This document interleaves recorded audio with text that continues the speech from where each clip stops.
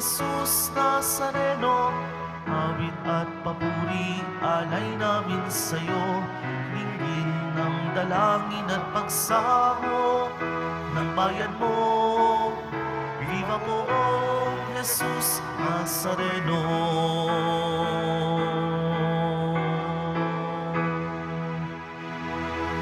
Sa ngalan ng Ama at ng Anak at ng Espiritu Santo, Amen. ang pagpapala ng ating Panginoon sa Kristo, ang pag-ibig ng Diyos Ama, at ang pakikipagkaisa ng Espiritu Santo naway sumainyong lahat. At sumaiyo rin. Nagpapasalamat po tayo sa araw na ito, Biyernes, mahalaga sa ating komunidad dito po sa Quiapo, upang ang kanyang kapatawaran ay ibuhos sa atin. Ngayon din ay ginugunita natin ang Birhen ng Lourdes, sapagkat ngayon ay ang pandaigdigang araw para sa may sakit. Mga kapatid, aminin po natin ating makasalanan upang tayo maging marapat gumanap sa banal na pagdiriwang. Inaamin ko Sa makapangyarihang Diyos at sa inyo mga kapatid, na lubha akong nagkasala sa isip, sa salita at sa gawa at sa aking pagkukulang. Kaya'y sinasamo ko sa mahal na Birheng Maria, sa lahat ng mga anghel at mga banal, at sa inyo mga kapatid, na ako'y ipanalangin sa Panginoong ating Diyos. kaawan tayo ng makapangyarihang Diyos, patawarin tayo sa ating makasalanan at patnubayan tayo sa buhay na walang hanggan. Amen. Panginoon, kaawaan mo kami. Panginoon, kaawaan mo kami. Kristo, kaawaan mo kami. Kristo, kaawaan mo kami. Panginoon, kaawaan mo kami. Panginoon, kaawaan mo kami. Manalangin tayo. Ama naming makapangyarihan, ipagkaloob mo sa amin ang lakas upang alalayan kaming mga mahihina. Ngayong ginugunita ang kalinis-linisang ina ng Diyos. At kaming idinadalangin niya ay makabangon nawa sa pagkalugmok sa kasalanan. Iniluluhog namin ito sa pamamagitan ng Kristo kasama ng Espiritu Santo magpa sa walang hanggan. Amen. Magsiupo na po ang lahat.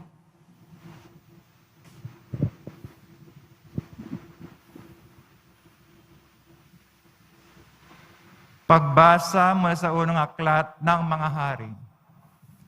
Noong panahong iyon, lumabas ng Jerusalem si Jeroboam at nasalubong niya si Ahiyas, ang propetang taga-Silo.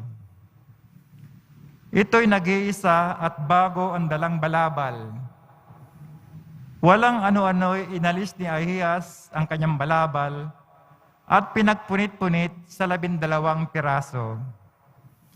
Sabi niya kay Jeroboam, kunin mo ang 10 piraso, sapagkat ganito ang pinasasabi ng Panginoon, ang Diyos ng Israel. Hahatiin ko ang kaharian ni Solomon at ibibigay ko sa iyo ang 10 lipi. Matitira sa kanya ang 1 lipi, alang-alang kay David na aking lingkod, at alang-alang sa Jerusalem, ang lungsod na aking hinirang sa lahat ng lipi ng Israel. Buhat noon hanggang ngayon, humiwalay ang 10 lipi ng Israel sa paghahari ng angkan ni David. Ang salita ng Diyos. Salamat sa Diyos. Tinig ko iyong pakinggan, ang sabi ng poong mahal. Tinig ko'y iyong pakinggan, ang sabi ng poong mahal. Ang Diyos ay huwag niyong paglingkuran. Diyos ng ibang bansa, di dapat luhuran. Ako'y Panginoon, ako'y Diyos mo. Ako ang tumubos sa iyo sa Ehipto. Tinig ko'y iyong pakinggan, ang sabi ng poong mahal. Ngunit ang bayan ko'y hindi ako pansin. Di ako sinunod ng bayang Israel. Sa tigas ng puso, aking binayaan, ang sariling gusto nila'y siyang sundan. Tinig ko'y iyong pakinggan, ang sabi ng poong mahal. Ang tanging kong hangad, sana ako'y sundin. Sundin ang utos ko ng bayang Israel. Ang kaaway nila'y aking lulupigin, lahat ng kaaway agad lilipulin. Tinig ko'y iyong pakinggan, ang sabi ng poong mahal. Magsitayo po ang lahat.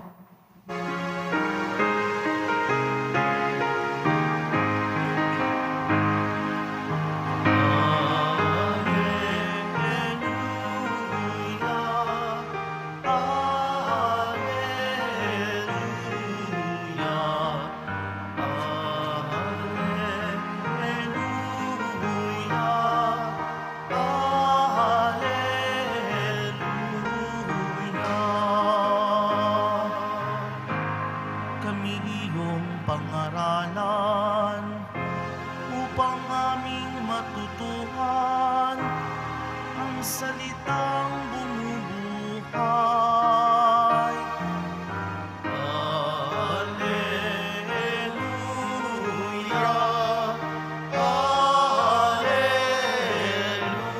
Alleluia, Alleluia.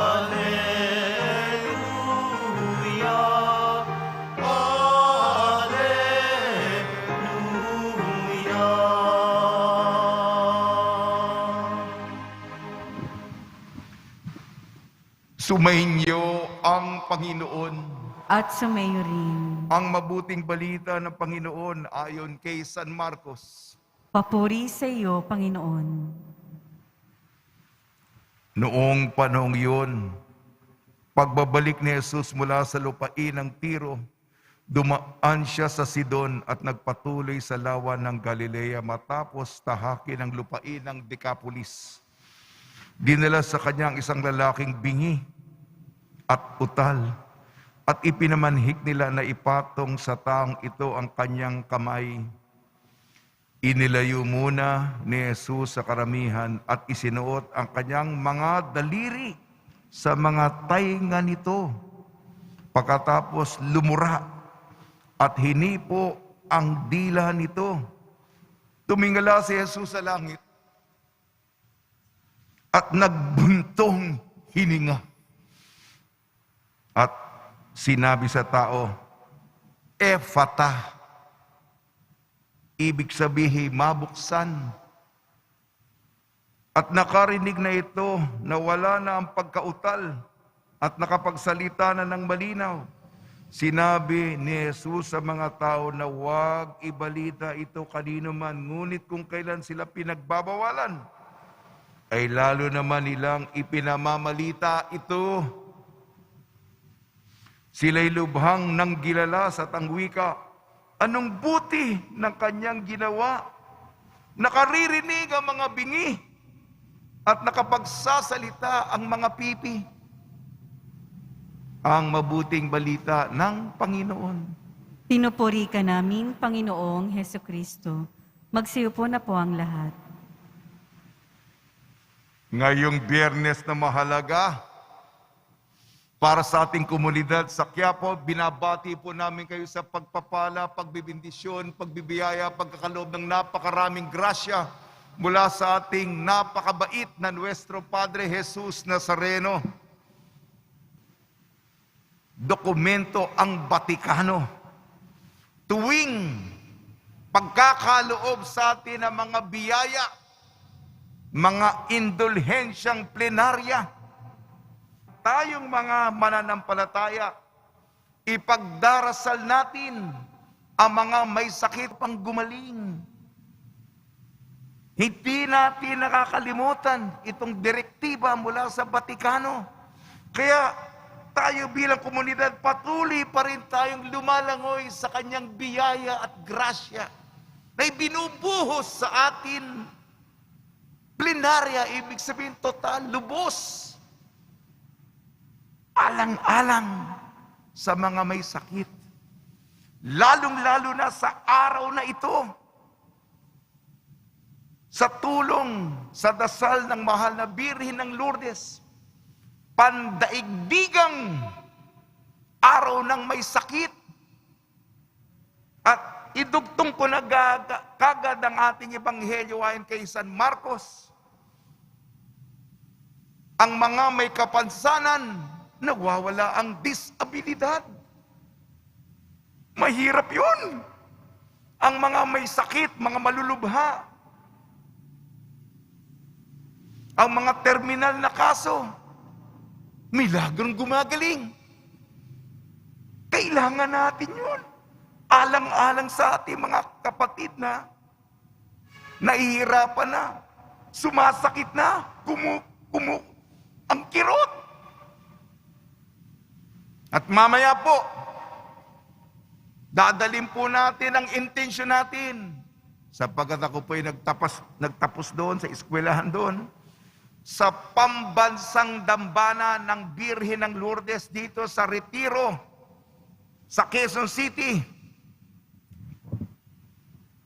Dumako na po ako sa pagbabahagi ng salita ng Diyos. Paalala sa atin tungkol sa kasamaan, tungkol sa kabutihan, tungkol sa masama. Hindi po tayo makakalusot kung gagawa tayo ng matinding kasamaan. Meron pong parusa yan. Pagbabayaran yan. At yung bunga nito, ang epekto ng kasalanan, pagsisisihan natin. May mawawala na hindi mo na mababalik. Kaya pagsisisihan mo. Ano ang nangyari sa unang pagbasa? Haring Solomon. Ano kasalanan niya? 1,000 ang babae. O, kaya mo ba yun, Brad? 1,000 ha? Asawa at kabit. Hindi naman yan ang ikinagalit ng Diyos, sa totoo lang. 1,000 babae. Ang ikinagalit ng Panginoon ay, marami siya mga babae. O nagbubulong sa kanya. O gumawa ka naman ng dambana para sa aming Diyos-Diyosan. Nako, yan. Maraming babae, maraming dambana para sa kanilang mga Diyos-Diyosan. At itong ginawa ni Solomon ay kasuklap, yun ang katagapong ginamit. Kasuklam-suklam. Alam niyo ba yun? Kung ako ang Diyos, binaboy mo, binastos mo, niyurakan mo, dinumihan mo, ikinaiyak mo, nakakaiyak. Ano ang bunga? Ang Diyos, hindi naman talagang todong nagalit. Kasi Mesiyas natin manggagaling sa bahay ni David. Sige, alang-alang kay David. Si Solomon anak ni David. Ang matitira 1,000 at ang kabiserang Jerusalem. Yung 10 tribo mawawala sa iyo. 10 tribo, ayan ang kawalan. Nawala sa iyo. 10 tribo. 10 mga pamayanan. 10 mga komunidad na dati kaugnay mo. Yan ang kabayaran. Pagsisisihan mo yan. Yan ang kay Solomon. Kaya tayo, baka may personal tayong karanasan, ang kasalanan, malaking dagok, may mawawala, pagsisisihan natin. Unang pagbasa yon. Gawin ko naman positibo. Mula sa ebanghelyo natin, ayon kay San Marcos. Yung sa unang pagbasa, 10 tribo ang nawala. Dito naman si Jesus pumunta sa Decapolis.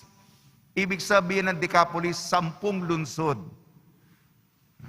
Ang aral po dito, alam niyo po kung gagawa tayo ng kabutihan, hindi po ito spektakular na magiging headline sa pahayagan. Ito'y hinay-hinay, patago, hindi napapansin, dahan-dahan, mabagal. Kaya punong-puno ka ng pasensya sapagkat inaalagaan mo, inaarugaan mo, ganyan ang pagmamahal. Ang kabaitan ay pagmamahal. Ano ang ibig ko sabihin? Si Jesus nagpagaling. Lalo na sa simula. Siguro sa bandang dulo, kilala na ng lahat si Jesus, no? At sa dami ng tao, sige, magaling na yung hinihiling mo sa dami. Pero nang nagsisimula si Jesus, meron pong isang kaso, isang lalaking bingi at uutal-utal. Kahit si Jesus na ito, hindi yan may abracadabra, magic.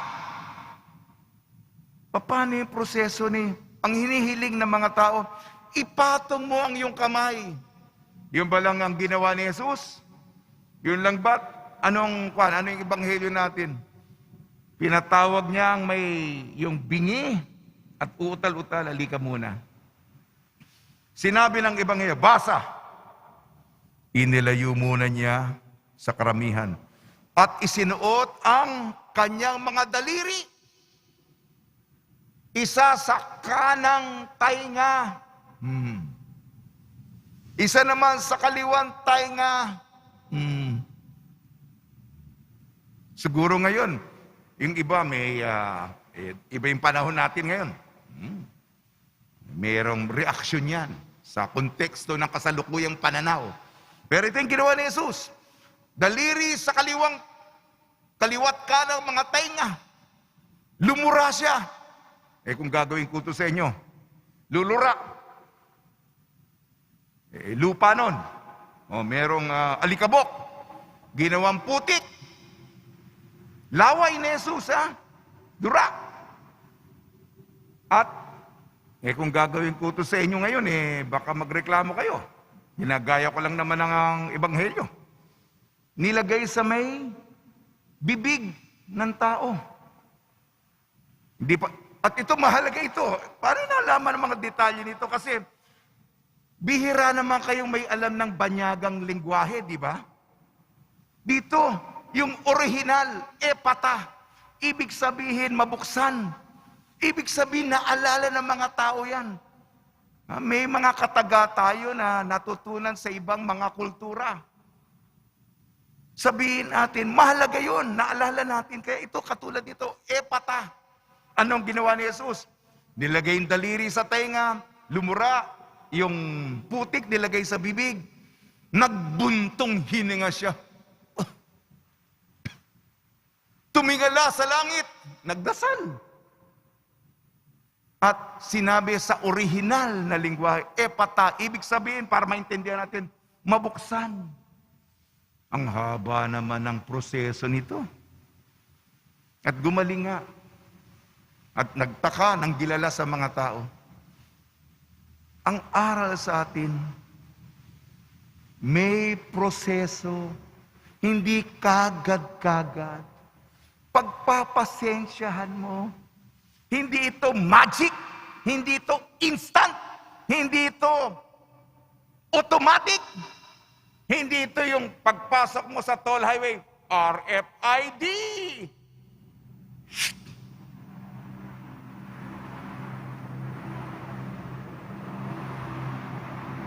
Hihintay ka. Pagtsatsagaan mo to. Yan ang kabutihan. Okay ba, ha? Muli, ang kasamaan, may mga bungang pagsisisihan natin. May mawawala sa atin na hindi na natin mababawi. Kaya pag-isipan muna natin kung gagawa ka ng kasalanan. Patatawarin ka ng Diyos. Pero may mga bagay na hindi mo na maibabalik. At ang kabutihan na tayong lahat ay tinatawag na gumawa, dahan-dahan yan. Nagpapasalamat tayo.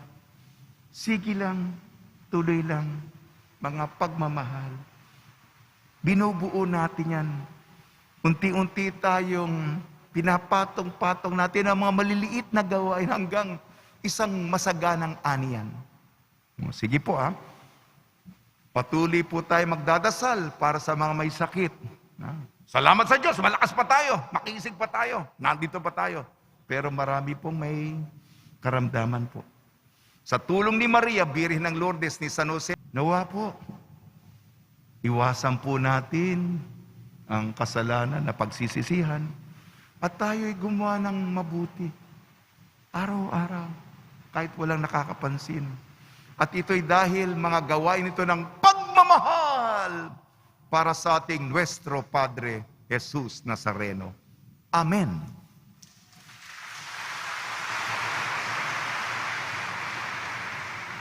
Magsitayo po ang lahat.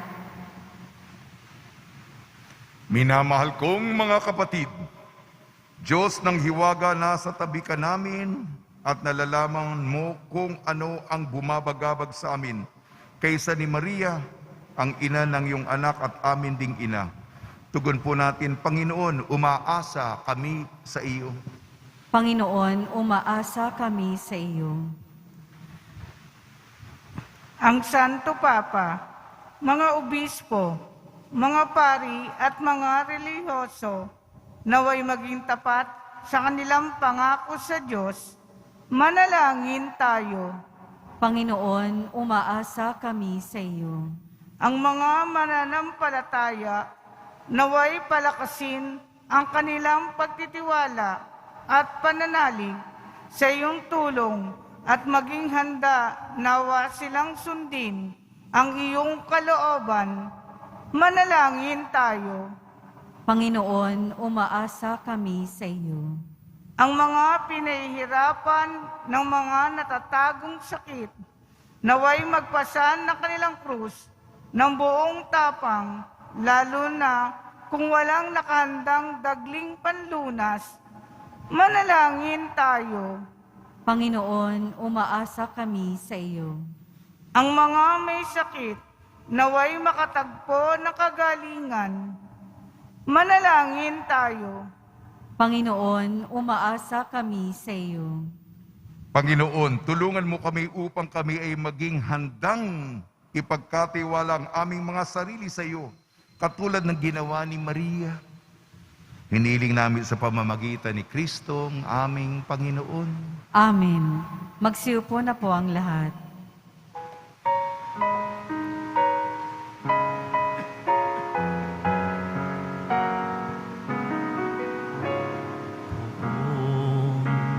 Jesus Nazareno, narito kami sa harap mo.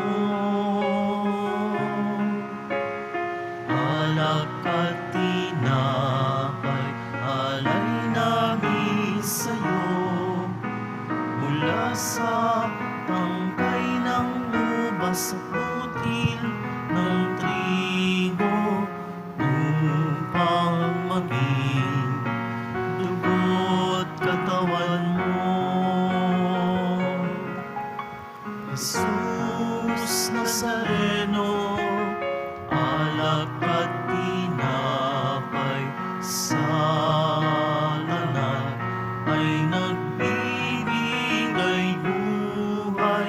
Biyayang kaloob mo ay aming inaalay, aming hiling pagpapalang buhay na dalisay.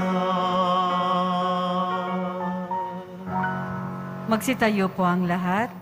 Manalangin kayo mga kapatid upang ang ating paghahain ay kalugdan ng Diyos amang makapangyarihan. Tanggapin nawa ng Panginoon itong paghahain sa iyong mga kamay, sa kapurihan niya at karangalan, sa ating kapakinabangan at sa buong sambayanan niyang banal. Ama namin lumikha, sa paggunita namin sa mahal na Birhen, hinihiling namin ang aming paghahain ay lakipan mo ng kapupunuan upang kami ay maging handog na ikinalulugod mo kailanman sa pamamagitan ng Kristo kasama ng Espiritu Santo magpasawalang hanggan. Amen. Sumainyo ang Panginoon. At sumayo rin. Itaas sa Diyos ang iyong puso at diwa. Itinaas na namin sa Panginoon. Pasalamatan natin ang Panginoong ating Diyos. Marapat na siya ay pasalamatan. Ama namin makapangyarihan, tunay nga marapat na ikaw ay aming pasalamatan. Bukod mong pinagpalang maging ina ni Jesucristo, ang mahal na birheng nagpupuri at nagagalak sa iyo. Ikaw ang gumawa ng tanang dakilang bagay. Ikaw ang lumilingap sa lahat kailanman. Nilingap mo ang mahal na Birheng Maria. Bilang iyong abang alipin na iyong binigyan ng tungkuling kumalinga sa anak mong manunubos namin. Kaya kaisa ng mga anghel na nagsisiawit ng papuri sa iyo ng walang humpay sa kalangitan, kami nagbubunyi sa iyong kadakilaan.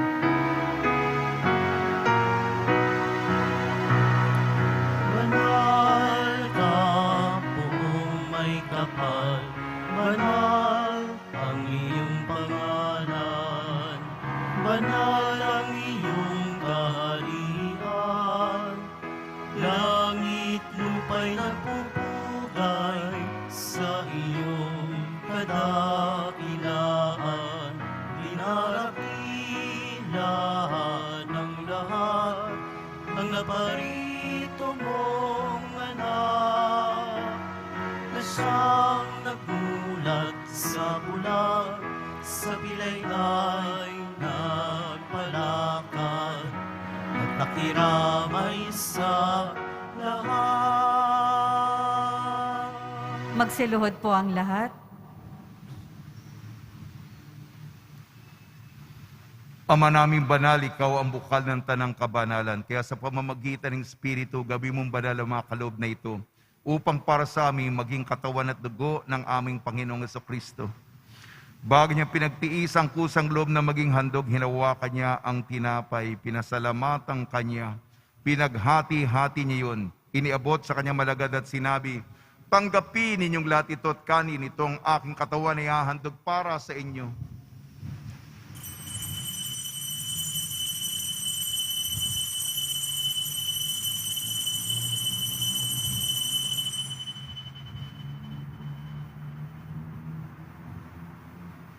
Gayun din naman nang matapos ang hapunan, hinawakan niya ang kalis, muli kanyang pinasalamatan.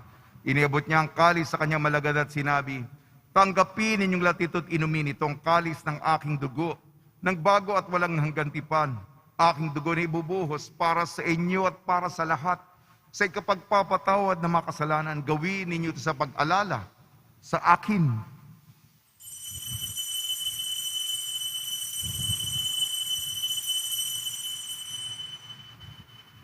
Magsitayo po ang lahat. Ipagbunyi natin ang misteryo ng pananampalataya. Si Kristo'y namatay, si Kristo'y nabuhay, si Kristo'y babalik sa wakas ng panahon. Ama, ginagawa namin ngayon ang pag-alala sa pagkamatay at muling pagkabuhay ng iyong anak. Kaya't iniaalay namin sa iyong tinapay na nagbibigay buhay, tangkalis na nagkakaloob ng kaligtasan. Kami nagpapasalamat dahil kami minarapat na tumayo sa harap mo para maglingkod sa iyo. Isinasamo namin kami magsasalo-salo sa katawan at dugo ni Kristo ay mabuklod sa pagkakaisa sa pamamagitan ng Espiritu Santo. Ama, lingapin mo yung simbahang laganap sa buong daigdig. Puspusin mo kami sa pag-ibig kaysa ni Francisco na aming Papa at ni Jose na aming Obispo at ng Tanang Kaparian. Alalahanin mo rin ang mga kapatid namin na himlay na may pag-asang sila'y muling mabubuhay, gayon din ang lahat ng mga pumanaw. Ipagdasal po natin ang lahat ng mga yumao sa kapanahunan ng pandemya. Kaawan mo sila at patuloyin sa iyong kaliwanagan. Kaawan mo at pagidapatin kami lahat na makasalo sa iyong buhay na walang wakas. Kaysa ng mahal na Birheng Maria na ina ng Diyos, ang Birhen ng Lourdes. ng kabiyak na puso niyang si San Jose, kaysa ng mga apostol, Santa Bernadette Subiru, San Aloysius Gonzaga, San Sebastian, San Lazaro, San Roque, San Juan Bautista at ng lahat ng mabanal na namuhay dito sa daigdig ng kalugod-lugod sa iyo, may pagdiwang nawa namin ang pagpupuri sa ikararangal mo sa pamamagitan ng anak na aming Panginoong Heso Kristo. Sa pamamagitan ni Kristo, kasama niya at sa Kanya ang lahat ng parangal at papuri ay sa iyo, Diyos, amang makapangyarihan, kasama ng Espiritu Santo, magpa sa walang hanggan. Amen. Amen. Amen. Amen. Sa tagubili naman nakakagaling na utos sa turo ni Jesucristo na Panginoon natin na Diyos, ipahayag natin ang lakas loob. Ama namin, sumasalangit ka, sambahin ang ngalan mo, mapa sa amin ang kaharian mo, sundin ang loob mo dito sa lupa para nang sa langit.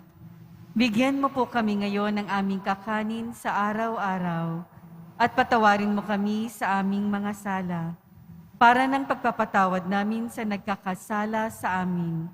At huwag mo kaming ipahintulot sa tukso, at iadya mo kami sa lahat ng masama. Hinihiling namin kami iadya sa lahat ng masama, pagkalooban ng kapayapaan, araw-araw iligtas sa kasalanan at ilayo sa lahat ng kapahamakan. Samantalang aming pinananabikan ang dakilang araw ng pagpapahayag ng tagapagligtas naming si Jesucristo. Sapagkat iyo ang kaharian at ang kapangyarihan at ang kapurihan magpakailanman. Amen. Panginoon Jesucristo, sinabi mo sa iyo mga apostol, kapayapaan ay iniiwan ko sa inyo, ang aking kapayapaan ay binibigay ko sa inyo. Tungyan mo ang aming pananampalataya at huwag ang aming mapagkakasala. At pagkalooban mo kami ng kapayapaan at pagkakaisahin sa iyong kalooban, kasama ng Espiritu Santo, magpasawalang hanggan. Amen. Mga kapatid, mga kaibigan, sumainyo po ang kapayapaan ng ating Panginoon. At sumaiyo rin. Magbigayan po tayo ng kapayapaan sa isa't isa. Kordero ng Diyos na nag-aalis ng mga kasalanan ng sanlibutan, maawa ka sa amin. Kordero ng Diyos na nag-aalis ng mga kasalanan ng sanlibutan, maawa ka sa amin.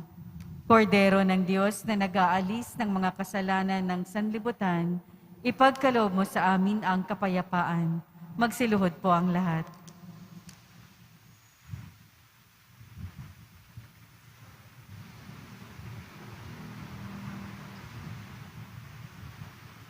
Ito ang kordero ng Diyos, ito nag-aalis ng kasalanan ng sanlibutan, mapalad ang mga inayayahan sa kanyang piging. Panginoon, hindi ako karapat-dapat na magpatuloy sa iyo, ngunit sa isang salita mo lamang ay gagaling na ako.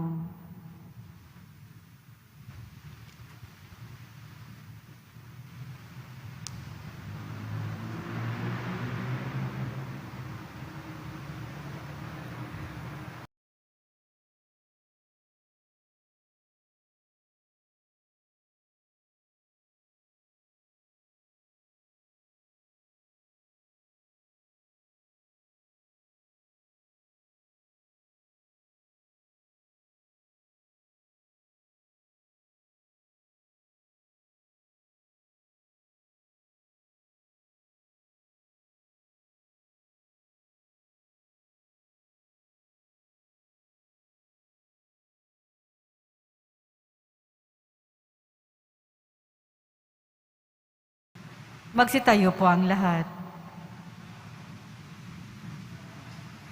Manalangin tayo. Ama naming mapagmahal, ang aming pagsasalo sa haing nagbibigay buhay sa pagunita namin sa mahal na ina ng iyong anak ay malugod nawa sa amin ng iyong kagandang loob upang lagi naming madama ang iyong paglingap sa pamamagitan sa Kristo kasama ng Espiritu Santo magpasawalang hanggan. Amen. Mahal na Birhen ng Lourdes, Panalangin mo kami. taga-aliw ng mga nagdadalamhati, Ipanalangin mo kami. kalusugan ng mga may sakit, Ipanalangin mo kami. pagbabasbas sa mga deboto ng kanilang mga kahilingan at dasalan. Mahal na pong Jesus Nazareno, iniyag mo sa pamamagitan ng krus ang walang maliw na pag-ibig ng Diyos sa sangkatauhan. Pakinggan mo kay Lian yung ka na nagsusumamo sa iyo. Makamtanawa nila ang inyong katugunan at tanggapin na kasagutan na may utang na loob na tinatanaw. Basbasan din po yung mga daladala nila, mga imahin at dasalan. Sa pamamagitan ng bendisyon ito naway maalala ng mga pangalan sa binyang ni Kalang ibig at paglilingkod ng bilang Panginoon magpasawalang hanggan. Amen. Sumainyo ang Panginoon. At sumayo At rin. pagpalain kayo ng makapangyarihan Diyos, Ama, Anak at Espiritu Santo. Amen. Paglayin po niyo sa inyong pag-alis ang kapayapaan ni Yesu Kristo. Salamat sa Diyos.